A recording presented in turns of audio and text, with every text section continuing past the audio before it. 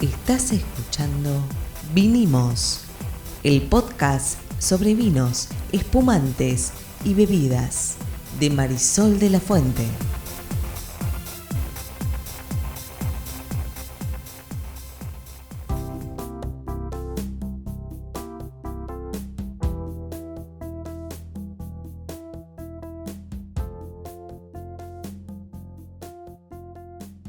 Buenas, mi nombre es Marisol de la Fuente y soy Sol Sommelier. Y yo soy Ariel Torres, soy el que hace las preguntas del que no sabe en este podcast. ¿Hoy de qué vamos a hablar? Vamos a hablar de maridaje. ¿Tenés ganas? Sí, de maridaje, está muy bien. Es complicado el maridaje. No sé si vamos a hablar de todo el maridaje. Vamos a hacer una suerte de resumen o de reglitas. De algunas cosas, claro. Vamos a hablar de algunas reglas. Y si no, si se quedan con ganas de más, ya saben que tengo un curso on demand sobre maridaje que lo pueden hacer en mi plataforma del vinosinvueltas.com.ar. ¿Qué necesitamos para hacer? ¿Vos qué cocinás, Torres? ¿Qué necesitamos para poder hacer un buen maridaje? Comida. ¿Comida? ¿Y qué más? Y un vino. Y un vino. Bueno, está bien.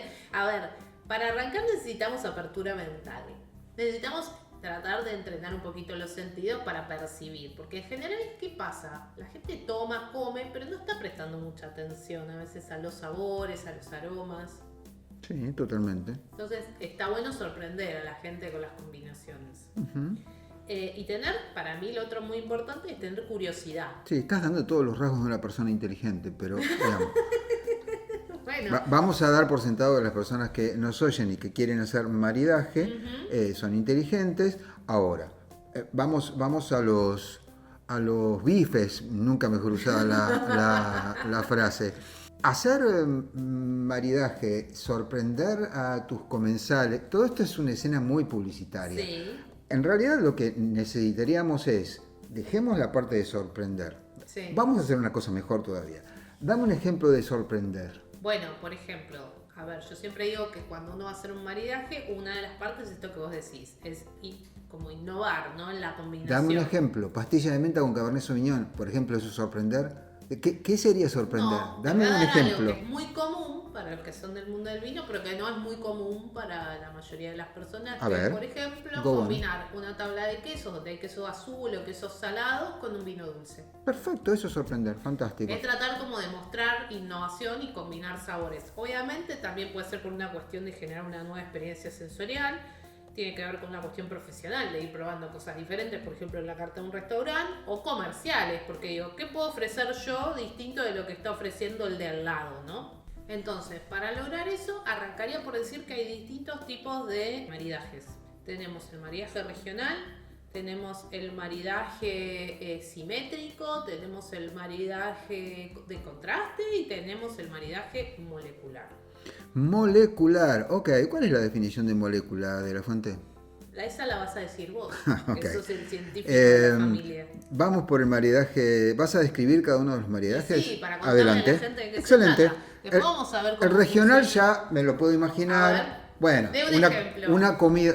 Bueno, es el ejemplo que te va a dar cualquier persona a la que le preguntes por un maridaje regional y no sepa mucho de vino, así que va a manotear el ejemplo, que son las empanadas salteñas con un torrontés de Rioja, que en realidad no tiene por qué ser de Rioja, pero el torrontés argentino, digamos. Torrontés riojano. Sí, torrontés riojano, La pero variedad de uvas se llama torrontés. está bien, pero lo pueden haber hecho en Mendoza. Decime, por ejemplo, humita, ¿sí? Humita y torrontés también. Humita y torrontés.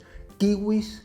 Decime un vino australiano para los kiwis. Y un Sauvignon Blanc, pero el kiwi con Sauvignon Blanc es como, te podemos hacer un traguito. Está muy bien, saliste bien. Ok, No, vamos. te digo los otros muy clásicos. La- A ver, me voy a España y es jamón crudo ¿Con qué? vino de Rioja. De nuevo la Hablando de Rioja. que estaba la Rioja de Sí. vuelta, pero sin el la, de Rioja. Que Exacto. de hecho uno diría no va a pegar. Jamón crudo, uno tiene la idea, muy salado, vino de Rioja, dependiendo del estilo, generalmente va a ser bastante tánico. Tánico y sal supuestamente no van bien entre sí. Pero también tiene mucha grasa. el Pero jamón. tenés grasa y suelen ser jamones no tan salados No como tan los salados. que conocemos nosotros acá. Ujú. Y va fabuloso. Muy bien. De todas maneras, el problema del maridaje regional es que requiere saber de comidas regionales, Sí, de vinos historia, regionales. Claro, tenés que ser un tradiciones. tipo. Digamos, ahí hay que pedirle un sommelier ayuda. ¿Qué más? El Bueno, siguiente. dijimos que está entonces regional primero simétrico. Simétrico es el más clásico. Es donde vos complementás. es donde tengo el guiso de lentejas especiado y lo marido con un Cabernet Franc que sabemos que es más vegetal, más especiado. Entonces combino alimento y bebida para lograr que haya simetría y complementación de sabores, de texturas, de intensidades, de colores, de aromas. A ese le llamamos simétrico, es el que más habitualmente hacemos. Dame otro ejemplo, porque no entiendo si simétrico significa complementario o si simétrico significa que en tanto el vino como la comida se parecen en sus características. Claro, exacto, se complementan. Bueno, no necesariamente eso es complementario, por eso pregunto. No, bueno, es verdad lo que decís, pero cuando se habla de simetría en general se está hablando de que plato y bebida van de la mano, están en el mismo tono, de aroma, de sabor, de texturas, Ok. ¿sí? No compiten. No compiten entre sí, se complementan. Bien. Después tenemos los contrastes, que es el ejemplo que di al principio, dulce y salado. Es lo por opuesto, ejemplo. sí. Son los opuestos. Algo que típicamente, ¿no? Que parece algo muy obvio. Si yo tengo una comida muy picante, ¿con qué lo voy a acompañar? ¿Con un vino tánico y que a su vez me genere sensación de picor en la garganta, en el retrogusto? No. No, Voy a ir te con da un bobazo, claro. Claro, aparte de que picante y tanino da amargo y pica más. Va a ir con un blanco, ¿por qué? Porque destaca la frescura y esa frescura va a ayudar a que el picor baje y me va a ayudar a que el sabor se sienta más armonioso. Pero estoy hablando de algo muy picante e incluso podría ir muy bien dulce ahí también. Picante y ácido. Hay un ejemplo muy típico en la gastronomía que a todos les va a quedar súper claro, que por ejemplo es que están juntos en un solo plato, que es el lemon pie. Tenemos limón, recontra ácido, la pasta amarilla esa que vemos en el lemon pie, que arriba tiene crema. O y queso. tenemos masa o queso. Vos ahí estás balanceando acidez con cremosidad más textura de la masa. Y lo láctico, ¿no? Lo láctico, que es lo que te baja la acidez. Ujú. Bueno, uno lo que hace es trabajar con opuestos para lograr una mejor armonía. Y después tenemos este que se llama molecular, donde este es mucho más complejo, no voy a profundizar acá, pero se supone que está basado en que hay alimentos que tienen moléculas de aroma muy similares y que al combinarlas generan sabores perfectos. Dicen los que saben que, por ejemplo, el chocolate blanco con caviar o frutillas con coriandro comparten cierta línea aromática, entonces cuando las combinás quedan geniales. Pero obviamente acá nadie va a estar haciendo esto en la casa, digamos. No, bueno, eventualmente pueden. Podría, Lo que ocurre es que requiere más. Requiere de un conocimiento. Sí, y más elementos. Pues, el Posiblemente. coriandro son unas pelotitas, es la semilla del cilantro para el que no lo sabe. Exacto. Así que vos necesitas un mortero, necesitas molerlo para hacer alguna clase de polvillo. Vos no podés masticar pelotita y de algún coriandro. tipo de salsa condimentada con esa frutilla, Por eso. por ejemplo. Bueno, la cocina molecular está muy asociada, digo, la van a ver en algún documental de Netflix o de alguna plataforma, con cosas muy chiquitas que vos las ves y por ahí tienen la forma de algo diferente, pero tienen un sabor distinto. Bueno, hay mucho trabajo que en realidad más que chef es un químico el que parece el que lo está haciendo, ¿no?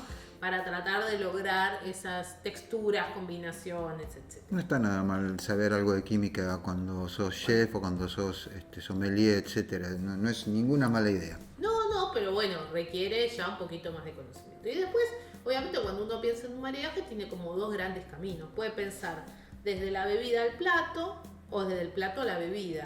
¿Cómo sería eso? Voy a dar un ejemplo de algo real que me pasó. Tenía que hacer una presentación de un Pinot Noir y tenía que pensar los platos junto con el chef que lo iban a acompañar, de varios Pinot Noir en realidad. Entonces, lo que pensamos fue, bueno, el Pinot Noir, ¿qué pasa con el Pinot Noir? Uno de sus descriptores más marcados son las frutillas, las frutas rojas. Entonces, ¿qué hicimos? Pensamos una ensalada o una entrada, como ensalada, como entrante, digamos, que tenía frutillas. El plato principal era una carne con una salsa de frutillas, hecha como agridulce. Y el postre eran merengues con frutillas. Era sutil, pero estaba pensado de tal manera que los sabores del plato me ayudaran a destacar la bebida.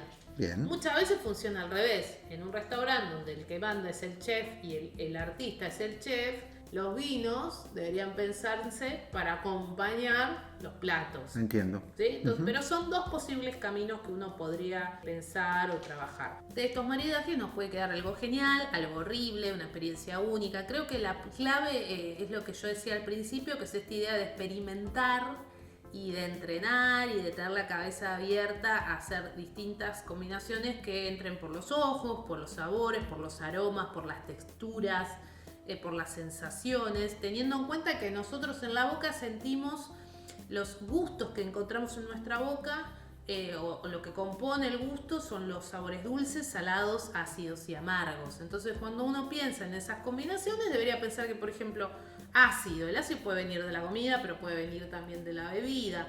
Lo ácido realza los sabores del plato, es decir, un vino con mayor acidez muchas veces para algunos platos va a estar bueno porque refresca, porque resalta. Cuando vos tenés una comida muy ácida, por ejemplo un ceviche, ejemplo típico de algo con mucha acidez, bueno, tendrías que tratar de acompañar con un vino que aporte un poco más de cremosidad en vez de acidez.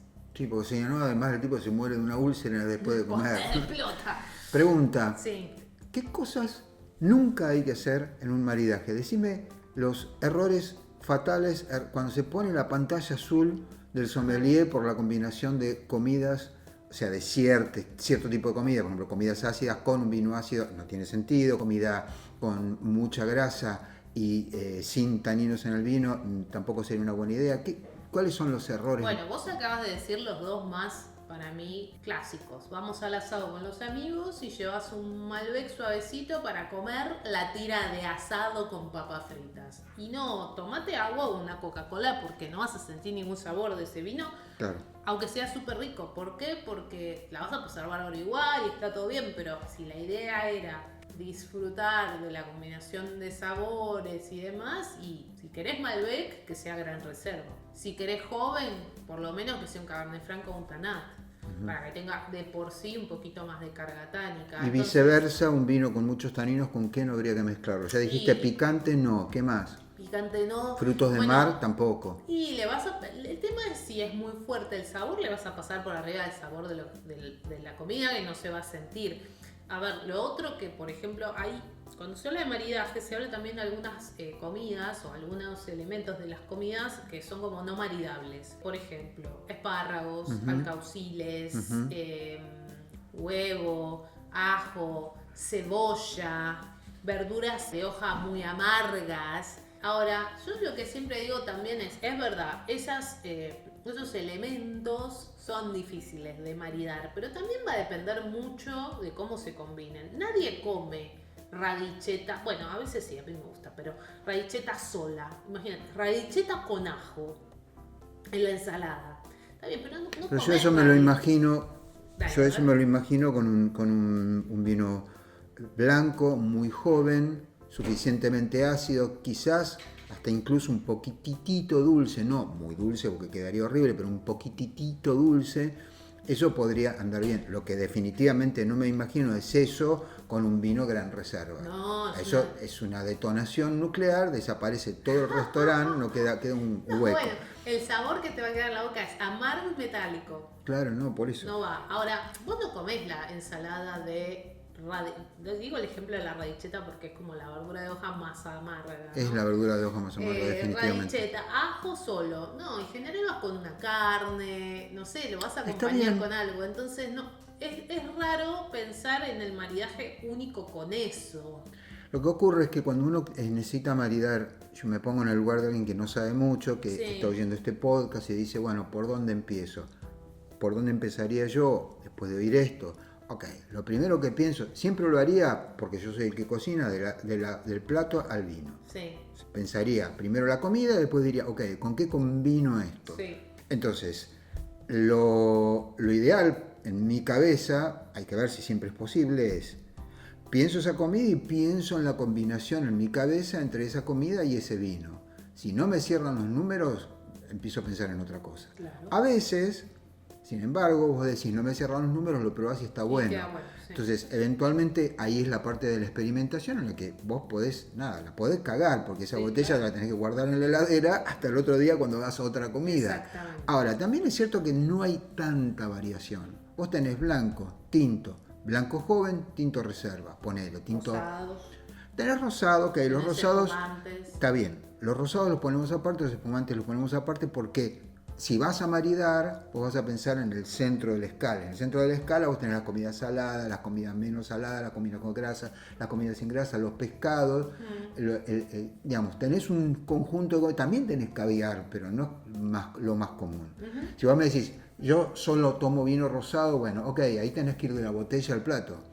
Yo como digo siempre cuando hablo de esto, todo va con todo, no pasa nada. Estos son reglas como para poder lograr esas experiencias distintas. Por ejemplo, lo dulce. Lo dulce puede venir por el azúcar, que puede tener un plato, un postre, por ejemplo, o un vino que es dulce. Pero también hay especias dulces, por como ejemplo, el pimentón. Claro. ¿Sí? Entonces, lo que uno tiene que pensar es que lo dulce va a atenuar los amargos, por supuesto, y también va a atenuar las sensaciones de astringencia, ¿sí? Pero también te va a dar sensación de saciedad si estamos hablando de una bebida. Por eso nunca se arranca con una bebida dulce en un aperitivo, sino con una bebida seca. Por lo cual también cuando uno piensa en las combinaciones, tiene que tratar de encontrar como los niveles adecuados, ¿no?